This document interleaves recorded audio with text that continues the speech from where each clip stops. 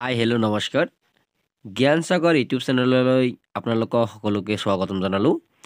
আজি আমি প্ৰথম চেপ্টাৰ দশম শ্ৰেণীৰ মেথছৰ অনুশীলনী 1.1-ৰ 6 নম্বৰ কুৱেশ্যনটো কৰিবৰ কাৰণে ওলাইছোঁ।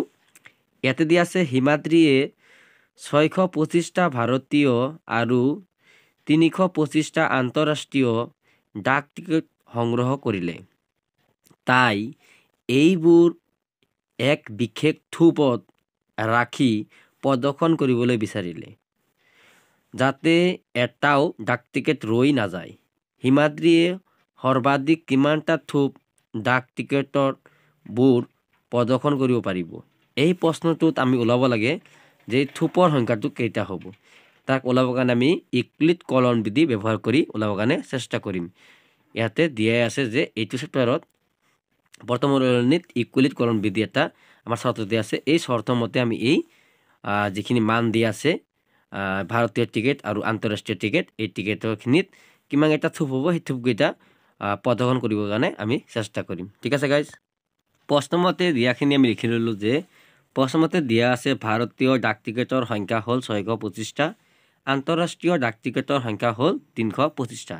ঠিক আছে, এই দুটা সংখ্যা পালোঁ। এই দুটা সংখ্যা কেতিয়া আমি কোনটো সংখ্যা ডাঙৰ সেইটো সংখ্যা এ বুলি ধৰিম, আৰু যিটো সংখ্যা সৰু সেইটো সংখ্যা আমি বি বুলি ধৰিম। এই এ আৰু বি মানটো লৈ আমি ইকুইলিড কলন বিধি ব্যৱহাৰ কৰিম। ঠিক আছে গাইজ, এতিয়া আমি লিখি ল'লোঁ 625 আৰু 325ৰ ভিতৰত 625টো হ'ল ডাঙৰ, সেইকাৰণে চিম্বলটো ইফালে মুখটো খোলাই কৈ দিলোঁ। এতিয়া এইখিনিতে গম পালোঁ যে 625টো 325তকৈ ডাঙৰ। এতিয়া ধৰা হ'ল আমি লিখি ল'লোঁ এ সমান 625 আৰু বিৰ মান হ'ব বি 325। তেনেহ'লে এ আৰু বিৰ মান পোৱাৰ লগে লগে আমি যেতিয়া আমি হৰণ কৰিম বি এৰে এক, তেতিয়া আমি কিউ আৰু আৰটো পাম। ঠিক আছে গাইজ, তেতিয়া আমি বি আৰু এক হৰণ কৰি চাওঁ। এতিয়া আমি হৰণ কৰি দেখাই দিওঁ যে 325ৰে 625ক হৰণ কৰিলে এবাৰ যায়, এবাৰ যাওঁতে এই 325টো ইয়াতে লিখি দিলোঁ। লিখি দিয়াৰ পিছত বিয়োগ কৰিলোঁ। 5ৰ পৰা 5 গ'লে 0, 2ৰ পৰা 2 গ'লে 0, 6ৰ পৰা 3 গ'লে 3। তেতিয়াহ'লে আমি ইয়াতে এই বিৰ মানেৰে এৰ মানে হৰণ কৰাৰ লগে লগে আমি কিউ পালোঁ। কিমান কেইবাৰ যায় ভাগফলটো, এইটো হ'ল কিউ, একবাৰ বেছি, আৰু ভাগ শেষটো আৰ, এইটো হ'ল 300। এতিয়া আৰৰ মান পালে 300। আমি এই চৰ্ত মতে লিখি দিলোঁ ইকুইলিড কলন বিধি মতে a is equal b q plus r, এইটো হ'ল এটা চৰ্ত। আৰু ইয়াতে কণ্ডিশ্যন দিয়া আছে যে জিৰ'তকৈ ডাঙৰ হ'ব পাৰে বা সমান হ'ব পাৰে আৰৰ মান, কিন্তু আৰতকৈ ডাঙৰ হ'ব পাৰে বা সমান হ'ব পাৰে বিৰ মান, কিন্তু বিতকৈ কেতিয়াও আৰৰ মানটো ডাঙৰ হ'ব নোৱাৰে। ঠিক আছে, সেই হিচাপত আমি এতিয়া এৰ মানটো বহাই দিলোঁ, যিটো 625, এইটো মই ইয়াতে বহাই দিলোঁ। আৰু যিটো 325টো বিৰ মান, তেনেহ'লে এই বিৰ পজিশ্যনত ইয়াতে লিখি দিলোঁ। আৰু এই কিউৰ মান লাগে, কিউৰ মান ইয়াৰ ভিতৰত কোনো চিন নাই কাৰণে পূৰণ চিন, আৰু কিউৰ মান কিমান পালোঁ 1, এই 1টো বহাই দিলোঁ, প্লাছ চিন বহাই দিলোঁ। আৰৰ মান কিমান পালোঁ 300, এইখিনি আমি বহাই দিলোঁ। এতিয়া যেতিয়ালৈকে আমাৰ আৰৰ মান 0 নাপাম তেতিয়ালৈকে আমাৰ এই উত্তৰটো সম্পূৰ্ণ নহ'ব। ঠিক আছে গাইজ, এতিয়া আমি কি কৰিম, এই যিটো বিৰ মান এইটো গৈ ফালে এৰ পজিশ্যন ল'ব, আৰু যিটো আৰৰ মান এইটো গৈ ফালে বিৰ পজিশ্যন ল'ব। ঠিক আছে গাইজ, এতিয়া আমি লিখি দি আছোঁ। এতিয়া আমি নেক্সট ষ্টেপটো কৰি দিলোঁ যে এই মানটো ইয়াতে বহাই দিয়াৰ পিছত আৰু আৰৰ মানটো যাই পেলাই বিৰ পজিশ্যন লোৱাৰ পিছত এই বিৰ পজিশ্যনটো লোৱা, এতিয়া বি নতুনকৈ পোৱাটো, এইটো আকৌ এ নতুনকৈ পোৱাটো হৰণ কৰিলোঁ।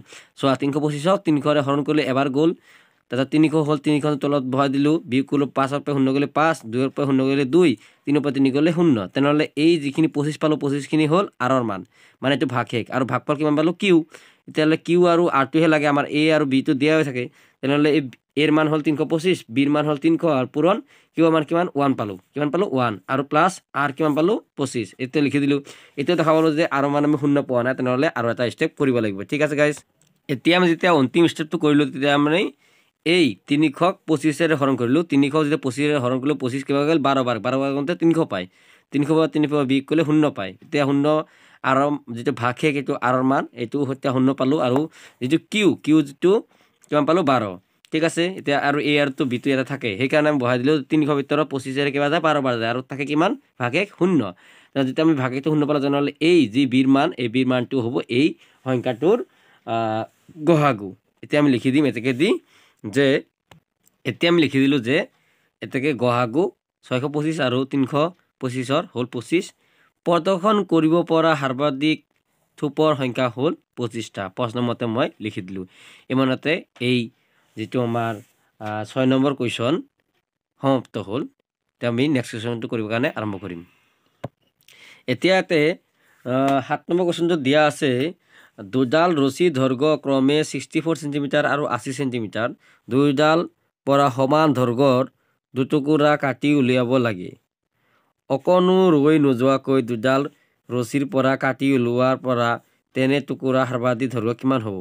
মানে এইটো এটা ৰছী দিয়া আছে আৰু এইটো এটা ৰছী যিটো দৈৰ্ঘ্যটো দিয়া আছে, এইটো এটা ৰছী একে সমানে কাটি পালে এটা দৈৰ্ঘ্য এটা ওলাব লাগে, যিটো সৰ্বাধিক মানে কিমান দীঘল হ'ব পাৰে। দুটা ৰছী যদি একেলগে কৰি পালে একে সমানকৈ কাটো, তেনেহ'লে এইটো ওলাবৰ কাৰণে আমি ইকুইলিট কলন বিধিৰ সহায় ল'ম আৰু প্ৰশ্নটো কৰিবৰ কাৰণে চেষ্টা কৰিম। এতিয়া ইয়াতে প্ৰশ্ন দিয়া ধৰণে আমি লিখি দিলোঁ। প্ৰশ্নমতে দিয়া আছে যে ৰছীৰ দৈৰ্ঘ্য 64 চেণ্টিমিটাৰ আৰু এটা ৰছী আছে যিটো 80 চেণ্টিমিটাৰ। এতিয়া এই দুটা সংখ্যাৰ ভিতৰত কোন সংখ্যা ডাঙৰ? যে 80টো ডাঙৰ, সেইকাৰণে ইফালে মুখটো ঘূৰাই দিলোঁ আৰু 64টো ইমান এইটো সৰু। তেতিয়াহ'লে যিটো সংখ্যা ডাঙৰ সেইটো আমি এ বুলি ধৰিম আৰু যিটো সংখ্যা সৰু সেইটো আমি বি বুলি ধৰিম। এই মতে আমি কলন বিধিৰ সহায় ল'ম। এতিয়া আমি পোনপ্ৰথমে লিখিলোঁ যে ধৰা হ'ল এৰ মান 80 আৰু বিৰ মান 64, কাৰণ ইয়াতে দি থকা দুটা সংখ্যা, ডাঙৰ সংখ্যাটো হ'ব এৰ মান আৰু সৰু সংখ্যাটো হ'ব বিৰ মান। এতিয়া ইকুইলিট কলন বিধিৰ মতে এ সমান বি কিউ প্লাছ আৰ, আৰু জিৰ'তকৈ ডাঙৰ হ'ব পাৰে, সমান হ'ব পাৰে আৰ, আৰতকৈ ডাঙৰ হ'ব পাৰে, সমান হ'ব পাৰে বি, কিন্তু বিতকৈ ডাঙৰ হ'ব নোৱাৰে আৰ। এইটো কণ্ডিশ্যন দিয়া আছে। সেইমতে এতিয়া আমি এৰ মানটো 80 পাতি দিলোঁ, সমান চিন পাতি দিলোঁ, আৰু বিৰ মানটো কিমান আছে 64টো পাতি দিলোঁ। এতিয়া দুটা মাজত কোনো চিন নাই কাৰণে পূৰণ চিন, আৰু এই কিউৰ মানটো লাগে আৰু আৰৰ মানটো লাগে। সেইকাৰণে আমি কি কৰিম, এই 64ৰে 80 হৰণ কৰিম, মানে বিৰ মানেৰে এৰ মান হৰণ কৰি দিম, তেনেহ'লে আমাৰ কিউ আৰু ইয়াতে প্ৰথমতে আমি পাতি দিলোঁ যে কিউৰ মানটো 1 আৰু আৰৰ মান 16 কৰিব পালোঁ। এইটো সংখ্যাটো যেতিয়া 64ৰে 80 হৰণ কৰিলোঁ তেনেহ'লে এবাৰ গ'ল। এই ভাগফলটো হ'ল কিউৰ মান, এইটো কিউৰ মান পাতি দিলোঁ, আৰু যিটো ভাগশেষটো 16 পালোঁ, 16টো হ'ল আৰৰ মান। ঠিক আছে, এতিয়া আমি আৰৰ মান যেতিয়ালৈকে 0 পোৱা নাই তেতিয়ালৈকে আমি ষ্টেপটো কৰি গৈ থাকিব লাগিব। ইকুইলিট কলন বিধি মতে এইটোৱে যিটো মূল মন্ত্ৰ। এতিয়া আমি এই 16টো এতিয়া আৰৰ মান, এইটো গৈ পেলাই বিৰ মান হ'ব, আৰু এই 64টো যিটো বিৰ মান এইটো গৈ পেলাই এৰ মান হ'ব। এতিয়া আমি নেক্সট ষ্টেপটো আমি লিখি দি আছোঁ। সেইমতে আমি হৰণ কৰি দেখাই দিলোঁ যে 16ৰে যদি 64ক হৰণ কৰোঁ 4বাৰ যায়, 4বাৰ গ'লে 64 পায় আৰু ভাগশেষটো 0 হয়। এতিয়া কিউৰ মান আমি পালোঁ 4 আৰু আৰৰ মান পালোঁ 0। এতিয়া সেইখিনি আমি বহাই দিলোঁ, কিউৰ মান 4, আৰৰ মান 0। এইখিনিতে আমি যেতিয়া মানে আৰৰ মান 0 পালোঁ তেতিয়াহ'লে আমাৰ এই উত্তৰটো সম্পূৰ্ণ হ'ল।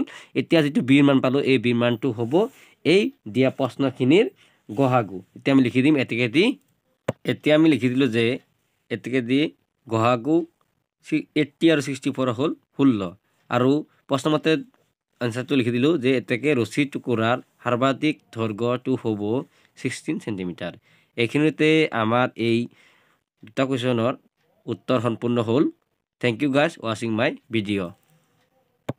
যদি তোমালোকৰ এনেকুৱা ধৰণৰ ভিডিঅ' চাই ভাল লাগি আছে বা কিবা বুজি পাই আছা, বা তোমালোকৰ এক্সামৰ কাৰণে সহায় কৰিব বুলি আশা কৰিছা, বা তোমাৰ লগ বন্ধুকো যদি এইখিনি ভিডিঅ' দেখা পায় বা চাই তেনেহ'লে সহায় হ'ব, তেনেহ'লে তোমালোকে শ্বেয়াৰ কৰিবা ভিডিঅ'খিনি। আৰু তোমালোকে যদি ভাল লাগে তেনেহ'লে পৰৱৰ্তী ভিডিঅ'টো পাবৰ কাৰণে তোমালোকে ছাবস্ক্ৰাইব কৰিবা আৰু বেল আইকনটো বজাই দিবা, আৰু ইফালে যিমান পাৰা লাইক কৰিবা আৰু কমেণ্ট কৰিবা যদি কিবা বুজি নোপোৱা, তেনেহ'লে মই যিখিনি কমেণ্ট পাম তাৰ ওপৰত মই ভিডিঅ' বনাবৰ কাৰণে চেষ্টা কৰিম। থেংক ইউ গাইজ ৱাচিং মাই ভিডিঅ'।